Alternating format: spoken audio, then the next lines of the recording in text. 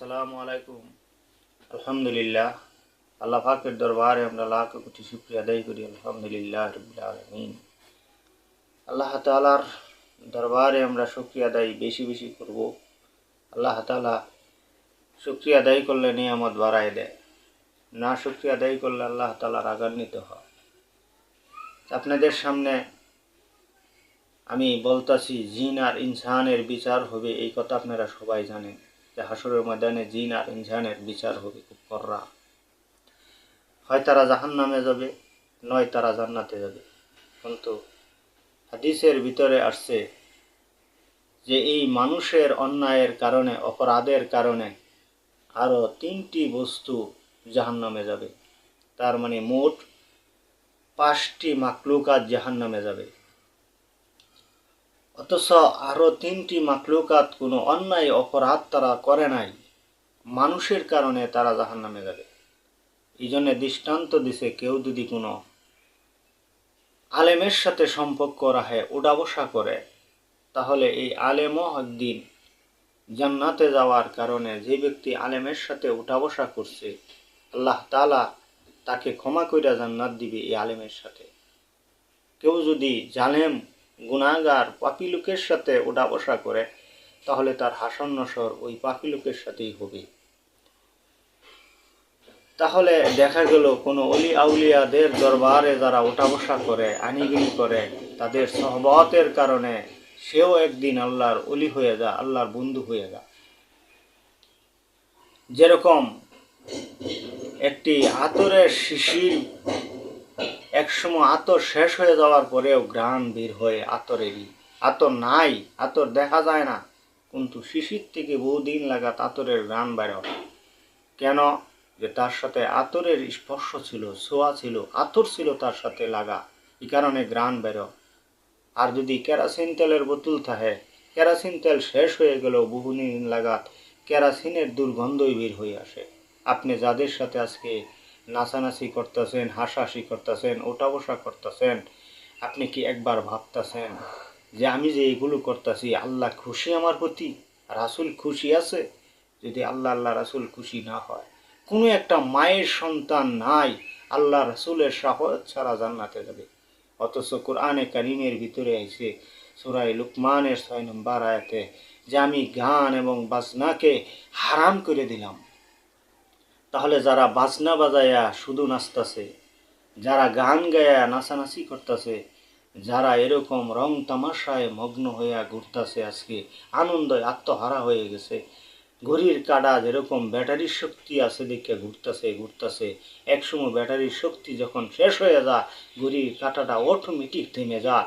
আপনি নির্দিষ্ট আল্লাহ তাআলা একটা হায়াত দিয়া দিছে, আপনি যতই নাচানাচি করেন, যতই আনন্দতে মগ্ন আত্মহারা হয়ে থাকেন না কেন, একসময় আপনার হায়াত শেষ হয়ে যাওয়ার পরে মালিকাল মউত সামনে হাজির হবে। আর মালিকাল মউত হাজির হওয়ার সাথে সাথে 1 সেকেন্ড সময় আপনাকে দুনিয়াতে বেশি হায়াত দিবেন না, সাথে সাথে আপনার জান কবজ করে নিয়ে যাবেন। আপনি কি ভাবছেন আপনার জান কবজ হওয়ার পরে আপনাকে হয় ইল্লিনে রাখবে, নয় সিজ্জিলে রাখবে? সিজ্জিলে যদি রাখা হয়, তাহলে 7তম আসমানের উপর থেকে জমিনে নিক্ষেপ করা হবে, এই রুহুকে আসা মেরে ফালাই দেওয়া হবে। আর এই 7তম জমিনের নিচে হলো সিজ্জিল, ওখানে নিয়ে আপনাকে শাস্তি দেওয়া হবে। কি করে আপনি সহ্য করবেন? আপনি কি একটু ভয় পান না? একটু চিন্তা করেন না, আমি নিজে নিজে সৃষ্টি হই নাই, আমাকে রব বানাইছে। আমি নিজে নিজে সৃষ্টি হইতে পারি নাই, আমাকে আল্লাহ তাআলা বানাইছে। একটি গায়ের জামা নিজে নিজে তৈরি হয় না, একটি দর্জির দরকার পড়ে ওই জামা বানাইতে যায়। আর একটা দর্জি ওই জামার কাপড়টা আনতে গিয়া গার্মেন্টস থেকে সংগ্রহ করতে হয়, গার্মেন্টসে ওইটা তৈরি করা হয়। একটা জিনিস, একটা বস্তু যেমন আপনি দুনিয়াতে সৃষ্টি হয় না, এর পিছনে বহু মানুষের প্রয়োজন পড়ে। তাহলে আল্লাহ তাআলা এত বড় দেহটাকে আমার যে জায়গায় চোখ দেওয়ার দরকার চোখ দিছে, যেই জায়গায় হাত দেওয়ার দরকার হাত দিছে, যেই জায়গায় কান দেওয়ার দরকার কান দিছে, সেই জায়গায় এত এত নিয়ামত আমাকে আপনাকে দিছে, এগুলো কি জিজ্ঞাসা করবে না? এগুলো জবাব কি আল্লাহ তাআলা নিবে না?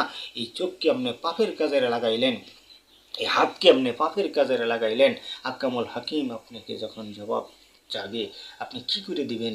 50,000 বছর দাঁড়ায়া শাস্তিতে থাকবেন, কিন্তু জবাব দিতে পারবেন না। এই জন্য সূরা ইয়াসিনের ভিতরে এসে আমি আল্লাহ তাআলা ওই দিন হাতের জবান খুলে দেব হাসরের ময়দানে, পায়ের জবান খুলে দিবে, চোখের জবান খুলে দিবে, কানের জবান খুলে দিবে। সেদিন কান বলবে আমার দ্বারায় অশ্লীল গান বাজনা শুনছে, চোখ বলবে আমার দ্বারায় অশ্লীল গান বাজনা দেখছে, পাও বলবে আমার দ্বারায় পাপের দিকে গেছে, হাত বলবে পাপের জিনিস আমার দ্বারা স্পর্শ করছে, জবান বলবে পাপের কথাই গুনার কথাই সে মুখ দিয়ে উচ্চারণ করছে। তাহলে সেদিন আপনি অপরাধী প্রমাণিত হয়ে যাবেন। জাহান্নামের চিগল আপনাকে 70 গজ লাগাইয়া ফেরেশতারা টাইনা টাইনা জাহান্নামে নেবে। আর ওই দিন ওই সমস্ত মাকলুকাতকেও জাহান্নামে দিবে। তাফসীরের কিতাবে বিভিন্ন কিতাবে উল্লেখ করা হয়েছে। আল্লাহ সুবহানাহু ওয়া তাআলা আল্লাহ জাল্লা শানুহু বলেন কোরআনে কারিমে, আমি জাহান্নামের ইন্ধন বানাবো মানুষ এবং পাথরকে। আর হাদিস শরীফের ভিতরে আল্লাহ রসুল বলেন জাহান্নামের ভিতরে যাবে চন্দ্র, জাহান্নামের ভিতরে যাবে সূর্য, জাহান্নামের ভিতরে যাবে পাথর, জাহান্নামের ভিতরে যাবে জিন, জাহান্নামের ভিতরে যাবে মানুষ, জাহান্নামের ভিতরে যাবে শয়তান। এই বস্তুগুলো জাহান্নামে যাবে। প্রশ্ন হলো জাহান্নামের ভিতরে পাথর কেন যাবে? পাথর কি অন্যায় করলো? হযরতে মূসা আলাইহিস সালাম একদিন রাস্তা দিয়ে হেঁটে যাইতেছে, অনেকগুলো পাথর রাস্তার কিনারে অধারে কাঁদতেছে, চিৎকার করে করে কান্নাকাটি করতেছে। মূসা আলাইহিস সালাম জিজ্ঞাসা করলো যে হে তোমরা পাথর কেন কান্দ? বলল আল্লাহ তাআলা কোরআনে কারীমের ভিতরে বলছে জাহান্নামের ইন্ধন হবে মানুষ এবং পাথর। আমি যে পাথর এই জন্য কাঁদতেছি। পাথরের ভিতর থেকে কান্না বের হয়ে আসলো, পানি বের হয়ে আসলো, পাথর কানলো। আর আল্লাহ সরাসরি বলছে জিন আর ইনসানের বিচার হবে, এরা জাহান্নামের আগুনে জ্বলবে, এদেরকে আমি আল্লাহ জ্বালাইতে জ্বালাইতে কঙ্কাল ভেঙে মালায় বানায় ফেলবো। আপনি আমি একটুকু কেন ভয় পাইতেছি না? আমার জন্য তো ডাইরেক্ট কোরআনে ভয় দেখাইছে, অথচ আমি ভয় পাইতেছি না, অথচ পাথর কান্নাকাটি করতেছে। আল্লাহ রসুল বলেন হযরত মূসা আলাইহিস সালাম পাথরের কান্না শুনে আল্লাহ পাকের কাছে বললেন যে আল্লাহ পাথর তোমার জাহান্নামের ভয়ে কাঁদছে। আল্লাহ তাআলা বলেন তুমি যাওয়ার সময় বলে যাবে যে এই পাথরগুলো জাহান্নামের ভয়ে কাঁদছে, আমি আল্লাহ মাফ করে দিলাম তাদেরকে, জাহান্নামে দিব না ওই পাথরগুলো। এরপরে বলেন যে আল্লাহ যে আমাদেরকে মাফ করে দিছে, শুকরিয়া আদায় কান্দা শুকরিয়া আদায় করবো। এর পরবর্তী পাথরগুলো কাঁদতেছে, পাথরগুলো কাঁদতেছে। কিছুদিন পরে মূসা আলাইহিস সালাম বলেন তোমাদেরকে না আল্লাহ মাফ করে দিয়েছে, কেন কান্দ? পাথরগুলো জবাব দিয়েছিল যে এই কান্নার বিনিময়ে আল্লাহ আমাদেরকে মাফ করে দিছে, সেই কান্নার বিনিময়ে রবকে খুশি করা যায়। তাহলে আপনি আমি যদি কান্দি বেশি হাসি কম, তাহলে আল্লাহ খুশি হয়, নবী খুশি হয়। জাহান্নামের ভয়ে কাঁদতে হবে।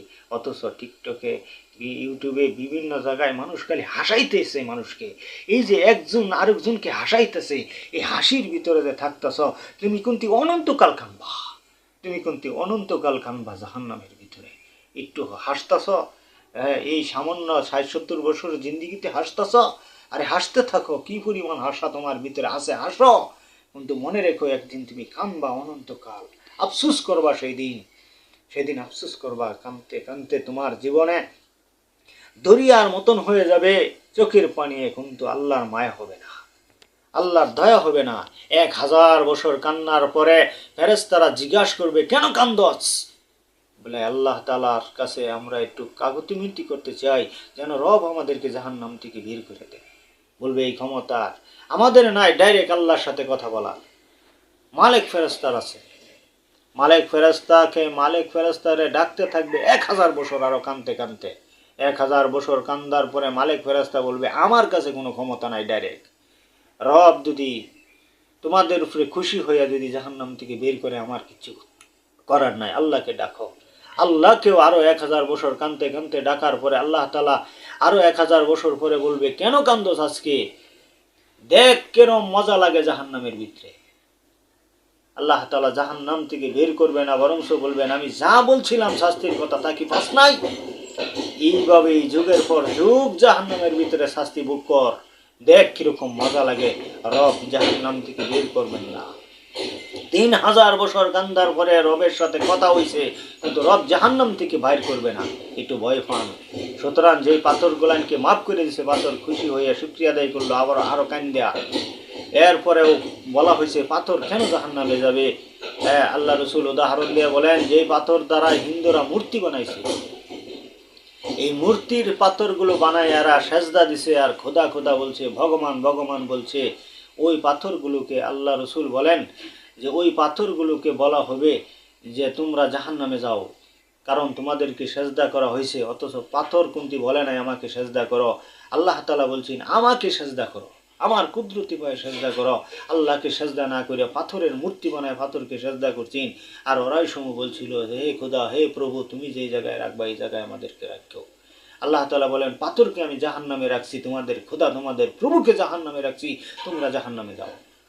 এরকম সূর্য উঠতো বলা, সূর্য পূজা করতো আর বলতো হে খোদা তুমি যেই জায়গায় রাখবা এই জায়গায় আমাদেরকে রাখো। এই জন্য সূর্যকে জাহান্নামে দিয়ে বলবেন তোমরা কি বলো নাই তোমাদের খোদা যেই জায়গায় থাকবে এই জায়গায় তোমরা যেন থাকো। তা আমি তো আসল রব, আমি তো আল্লাহ, আমি জান্নাতে থাকবো। যারা আমাকে মানছে, যারা আমার কুদরতি পায়ে সেজদা দিছে, আমাকে খুশি করছে, আমি তাদেরকে রাখবো। আল্লাহ তাআলা যেই জান্নাতে যে রুমটার ভিতরে থাকবে 4500 দরজা জানালা থাকবে, অফেন খোলা থাকবে। এই জানালা দিয়ে অফেন মানুষ জান্নাত এবং জান্নাতের ভিতরে আল্লাহ তাআলাকে 24 ঘন্টা দেখতে পারবে। আল্লাহ আকবার, আল্লাহ আকবার। আল্লাহ জান্নাতে থাকবে, এই জন্য মুমিন বান্দাদেরকে জান্নাতে রাখবে। আর যারা আল্লাহর সৃষ্টি মাখলুকাতকে খোদা মনে করছিল, সূর্যকে খোদা মনে করছিল, সূর্যকে আল্লাহ তাআলা বলেন জাহান্নামের ভিতরে রেখে বললাম তোমাদের খোদা যেই জায়গায় এই জায়গায় তোমরা যাও। চন্দ্রকে জাহান্নামে রেখে বলবে তোমাদের খোদা যেই জায়গায় এই জায়গায় তোমরা যাও। এইরকম চন্দ্র থাকবে জাহান্নামে, সূর্য জাহান্নামে, পাথর জাহান্নামে, মানুষ জাহান্নামে, জিন জাহান্নামে। জিন আল্লাহর কথা না মানার কারণে জাহান্নামে যাবে, মানুষ আল্লাহর কথা নবীর কথা না মানার কারণে জাহান্নামে যাবে, শয়তান আল্লাহ রাসূলের কথা না মানার কারণে জাহান্নামে যাবে। এই বস্তুগুলোকে আল্লাহ তাআলা জাহান্নামে দিবে। কারোকে আল্লাহ তাআলা বলেন আমি জবাব দেই না, আমি কারোকে পরোয়া করি না, আমি আল্লাহ আহকামুল হাকিমিন, সর্বশক্তিমান। আল্লাহ পাকের কাছে আপনারা ভয় পান, তওবা করেন এবং ইবাদত ধরেন। সামনে রমজান আসতেছে, আপনারা এই রমজান পাওয়ার পরে যদি গুনাহ মাফ না করাইতে পারেন ধ্বংস হয়ে যাবেন। আপনারা তওবা করেন এবং পাপের কাজগুলো, গুনার কাজগুলো আপনারা ছাইড়া দেন। আপনারা অযথা যে এই যে ভিডিওগুলো করতেছেন, হাসাহাসির ভিতরে মগ্ন হয়েছেন, আল্লাহ তাআলার কাছে জবাব দিতে হবে। 50,000 বছর দিতে পারবেন না, অবশ্যই জাহান্নামের আগুনে জ্বলতে হবে। এই জন্য তওবা করে যদি ভালো হয়ে যান, ইমান আমল লইয়া যদি আপনি কবরে যেতে পারেন, আরে আপনি বাদশার চেয়েও বড় বাদশা। আল্লাহ রসুল বলেন নির্মস্ত জান্নাত যে ব্যক্তি পাবে দুনিয়ার সমান 10 দুনিয়া জান্নাত তাকে দেওয়া হবে। 80,000 গোলাম তার সামনে খাবার নিয়ে হবে। এক একটা প্লেটের ভিতরে 1,60,000 প্লেট থাকবে। 80,000 গোলামের কাছে এক একটা প্লেটের ভিতরে দুনিয়ার ওজনে থাকবে 9.5 মণ করে খাবার। এই খাবারগুলো মানুষ খাবে। এক একটা খাবার এক এক রকমের স্বাদ থাকবে। এরকম শত শত আইটেমের খাবার থাকবে ওই খাবারের ভিতরে। দুনিয়ার পচা গন্ধা খাবারের পিছনে ঘুরিয়া জীবনটাকে জাহান্নামী বানায় ফেলাইতেছেন। আপনাদের কাছে অনুরোধ থাকবে জাহান্নাম থেকে ফিরে আসেন, আলোর পথে আসেন, আল্লাহ রাসূলের কাছে নত হন, তওবা করেন, সাহাবায়ে কেরামদের আদর্শ নীতি আপনারা নীতিবান হয়ে যান। আসসালামু আলাইকুম।